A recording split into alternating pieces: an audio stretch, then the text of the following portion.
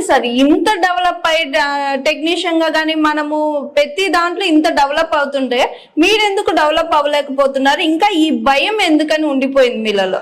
అంటే ఫస్ట్ నుంచి వాస్తవానికి చిన్న కులాల దాంట్లో నమ్మితే ప్రాణం ఇస్తారు. ఇది కుల ఏంటి అంటే ఒక్కరు మోసం చేసే కులాలు కావు ఇవి.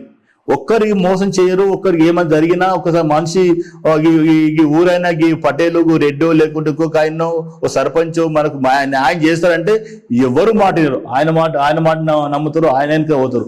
కానీ వాళ్ళు వీళ్ళకి మోసం చేస్తున్నారు. ఎట్లా చేస్తున్నారు అంటే వాస్తవ ఒక లీడర్ అయినా ఎవరు మీరు డెవలప్ కానీ మీరు ఇట్లా చదువుకొని చెప్పారు. వాళ్ళు ఎంతనో అంత ఉండాలి, మేము డెవలప్ కాదని చెప్పి ఆలోచిస్తూ ఉన్నారు. కాబట్టి మా వాళ్ళు ఎట్లుందంటే మేము చదువుకున్నాక మాకు చదువుతున్నాం, ఉద్యోగం కొంతమందికి వస్తలేవు. ఉద్యోగాలు పోటీ పడుతున్నారు. మాదిగ పిల్లలకు, మాల పిల్లలకు, మా బుర్రజంగాల పిల్లలకు, మాస్టర్ పిల్లలకు, డక్కల పిల్లలకు పోటీ పడితే పడతామా? వాళ్ళు ఆకాశం నుండి చదువుకుంటే భూమిలో ఉండి చదువుకునేవాటి.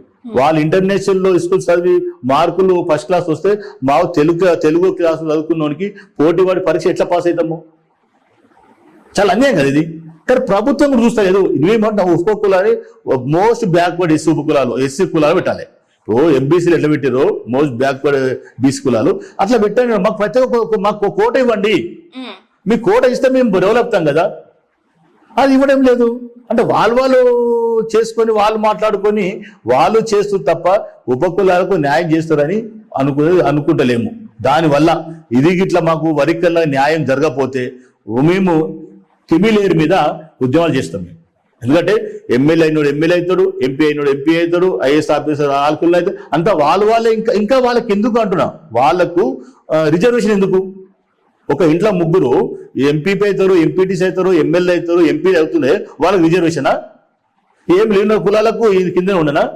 అది కాదు. రాబోయే రోజుల్లో నడవదీయము. మీరు మాకు వరికన్నా న్యాయంగా జరిగితే ఏమి కాదు. లేకుంటే క్రిమినల్ గురించి ఉద్యమాలు చేస్తాము. ఉపకులం కలుపుకుంటాం. లక్షలాది మందితో హైదరాబాద్ లో మొత్తం పెద్ద ఎత్తున మేము ఉడికిస్తాం. సార్ ఇప్పుడు వర్గీకరణ జరుగుతుంది అంటున్నారు. వర్గీకరణ జరిగితే లాభమా నష్టమా? ఇప్పుడు ఇన్ కేస్ 57 ఉపకులాలకు వర్గీకరణ జరిగిందనుకో, మీకు ఎలాంటి నష్టం ఉండొచ్చు, ఎలాంటి లాభం ఉండొచ్చు? వరికన జరిగితే 30 సంవత్సరాల నుంచి వరికన కావాలని కోరుకొని ఉద్యమాలు చేశాము, రకరకాలుగా ఇబ్బందులు పడ్డాము. వరికనైతే న్యాయం జరుగుతుంది అనుకున్నాం, కానీ ఇప్పుడు జరుగుతుంది అనుకుంటాము. కానీ కొంతమందితో మాకు ప్రాబ్లం అవుతుంది. వాళ్ళు ఏమంటున్నారంటే ఆ ఉపకులాన్ని కట్ చేస్తున్నారు. ఎట్లా కట్ చేస్తున్నారు అంటే ఉపకులాలు ఒక మాది కింద ఉన్న కులాలు 10-12 కులాలు, మాలో ఉన్న 10-12 కులాలు సపరేట్ చేస్తే వీళ్ళకు సరైనంత రిజర్వేషన్ ఫలాలు అందవు. ఇంకా వాళ్ళు ఇంకా తక్కువ ఉండాలి, ఇంకా మాకని ఇంకా తక్కువ ఉండాలి అని చెప్పేసి మమ్మల్ని పక్క పెట్టేసి మొన్న మీటింగ్ జరిగింది. ఏది మన హోటల్లో, ప్లాజా హోటల్లో. అక్కడ మన మినిస్టర్ గారు వచ్చారు, జరుగుతుంది, బాగా చేశారు. వాస్తవానికి ఏంటి అంటే మాదిగలు మీటింగ్, ఎంతమంది మాదిగల మీటింగ్ అయింది. తర్వాత ఉపకుల మీటింగ్ పెట్టాడు దామోదర్ రాజనరసింహ గారు, మంత్రి గారు మీటింగ్ పెట్టాడు. కానీ ఉపకులాల గురించి పెట్టాడు. వాస్తవానికి ఆయన కూడా ధన్యవాదాలు తెలియజేస్తున్నాం మీ ద్వారా. ఆయన మంచి కోణంతో పెట్టారు. కానీ కొంతమంది నాయకులు ఆడికి వచ్చేసి ఉపకులాలు సపరేట్ చేయాలి, సపరేట్ చేస్తే సంతోషమే. సపరేట్లో మాది కింద ఉన్న కులాలు, మాల కింద ఉన్న కులాలు సపరేట్ చేస్తే ఉపకులాలకు వాళ్ళకు విభజించి పక్క పెడితే వాళ్ళకు సగం %, వాళ్ళకు 1% వస్తే ఇక మేము 30% మేమే తీసుకోవచ్చు అనుకుంటున్నారు. అట్లా కాదు, వద్దని చెప్తున్నాం. పర్సంటేజ్ మాకు కూడా ఉపకులాలు కలిపితే మీ అంత ఉంటాం, దగ్గర మాల అంత జనాభా ఉంటుంది. మాది కూడా మాకు 5-6% వస్తుంది కదా. అది వస్తే మీకు మా ఉపకులాలకు న్యాయం జరుగుతుంది కదా. అట్లా కాదనుకుంటే వీళ్ళు అన్యాయం చేయాలని చూస్తున్నారు. మేము ఇంతదాకా వరికనైతే న్యాయం జరిగితే ఉపకులాలకు ఉంటే మా లాస్ట్కి వచ్చేసి వాళ్ళు ఏకమవుతారు. మళ్ళా మాదిలు ఏకమవుతారు, మాల ఏకమవుతారు, ఇద్దరు మాట్లాడుకుంటారు, మంచి చేసుకుంటారు. కానీ ఉపకులాలు తొక్కాలని చూస్తున్నారు. మేము అది వద్దంటున్నాం. అది కానే కాదు. మీరు పెద్దవాళ్ళు, మీరు ఎమ్మెల్యేలు ఉన్నారు, ఎంపీలు ఉన్నారు, అన్ని రకాలు డెవలప్ అయ్యారు. ఇంకా చెప్ప డెవలప్ అవుతారు.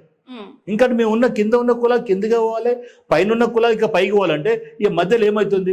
దీంట్లో ముఖ్యమంత్రి గారు కానీ మంత్రివర్యులు దామోదర్ రాజనరసింహ గారి వివిధ చర్య తీసుకొని ఉపకులాలకు సపరేట్ చేసి ఉన్న ఉపకులాలకు మాదిగా ఉన్న ఉపకులాలు, మాలో ఉన్న ఎస్సీల మాదిగలో ఉన్న ఉపకులాలు ఏకం చేసి మాకు ఒక 6% ఇవని చెప్తున్నాం. మేము తప్పేముందని లేదు కదా. ఒకళ్ళేమో మాదిగలకు 12% ఇవ్వాలి, తీసుకోండి, మీ జనాభా లెక్క ప్రకారం తీసుకోండి. వాస్తవం చూసుకుంటే జనాభా లెక్కలు చేయడం కాదు ఇక్కడ చేసేది. ఎట్లా చేయాలి? అభివృద్ధి చెందిన కులాలు కొంత శాతము, అభివృద్ధి చెందుతున్న కొన్ని కులాలకు కొంత శాతం, కొంత శాతము, అభివృద్ధి 0% ఉన్న కులాలకు ఎక్కువ శాతం ఇవ్వండి, అప్పుడు పెరుగుతాయి కదా. అట్లా చేయకుండా అభివృద్ధి చెందిన కులాలకు ఎక్కువ పర్సెంట్ తీసుకొని, అభివృద్ధి చెందుతున్న కులాలకు ఇంకెక్కువ తీసుకొని, ఇక చెందిన కులాలకు ఇంకా చిన్న ఒక్కటో ఆటో సారవని ఇస్తుంటే మేమేమైపోవాలి? అది కాదు కదా. ఇప్పటికీ అది కూడా అంటున్నాం. అందుకనే మేము ఎస్సీ ఉపకులాలము 57 కులాలు, తెలంగాణ 34 కులాలు ఉన్నాయి. తెలంగాణ రాష్ట్రంలో ఆంధ్రప్రదేశ్ ఉన్నప్పుడు 57 ఉంటే, తెలంగాణకు వచ్చిన తర్వాత 34 కులాలు ఉంటాయి. 34 కులాలకు సపరేట్ చేయండి అని చెప్తున్నాను. అది కాకుండా మేము సపరేట్ అంటే ఎవరు నీ కులం నువ్వు పోరాడుకో, నీ కులం నువ్వు చూసుకో అంటే ఈ లాస్ట్కి ఏమైపోవాలి అంటే, ఇది కూడా మమ్మల్ని కుట్ర జరుగుతుంది, మా మీద మాదిలు కుట్ర చేస్తున్నారు, మాకు అన్యాయం చేయాలని చేస్తున్నారు, మేము అట్లా ఒప్పుకోము. రాబోయే రోజుల్లో పెద్ద ఎత్తున ఉద్యమాలు చేస్తాము, క్రీమీ లేయర్ మీద చేస్తాము, అన్ని రకాలు చేస్తాము. అంటే మీరు ఏమనుకుంటున్నారంటే వీళ్ళంటే ఎమ్మెల్యేలు లేరు, ఎంపీలు లేరు, వీళ్ళు మమ్మల్ని ఏం చేయలేరు. కానీ ఏదో ఒక రోజు మేము అనుకున్న రోజు దాన్ని సాధిస్తాము. మేము కూడా హైదరాబాద్ దిగ్బంధం ఎట్లా చేయాలో కూడా మేము చేసి చూపిస్తామని చెప్పి తెలియజేస్తున్నాం మీ ద్వారా. సార్, ఇప్పుడు మీ మాటల్లో నేను ఒకటి విన్నాను, మీ 57 ఉపకులాలు డివైడ్ అయితే ఇంతకు ఈ 57 కులాలు ఎస్సీలో ఉన్నట్ట, ఎస్టీలో ఉన్నట్ట?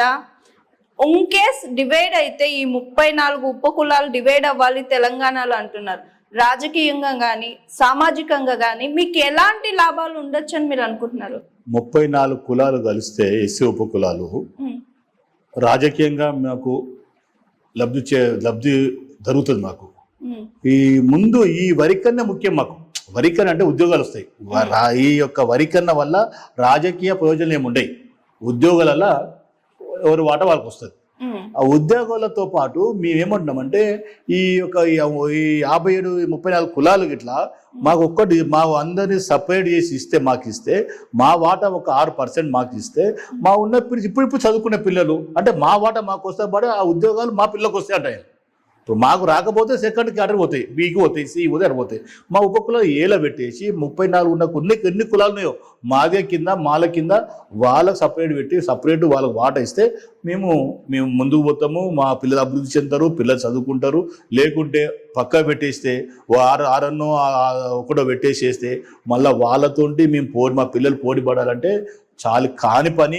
మళ్ళీ ఒక ఉద్యమం స్టార్ట్ అవుతుంది తప్ప ఇంక ఏం జరగదు, న్యాయం జరగదు లేదు. ఉపకులాలకు న్యాయం జరుగుతుంది అనుకుంటే ఇప్పటికైతే ఇది జరిగితే అన్యాయం జరిగినట్టే. మాకు ఉపకులాలకు అన్యాయం జరిగినట్టే కదా. ఇప్పుడు బాబాసాహెబ్ అంబేద్కర్ ఏమన్నాడు? జనాభా 10% ఫలాలు ఇవ్వాలి, రాజకీయం కూడా ఇవ్వాలని చెప్పాడు. రాజకీయాలు ఎవరు తీసుకుంటున్నారు?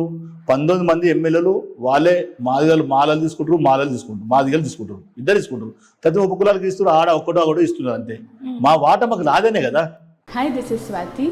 లైక్ చేయండి, షేర్ చేయండి, కమెంట్ చేయండి అండ్ సబ్స్క్రైబ్ చేయండి GRTV. Hi, this is Monica. Please like, share and subscribe GRTV.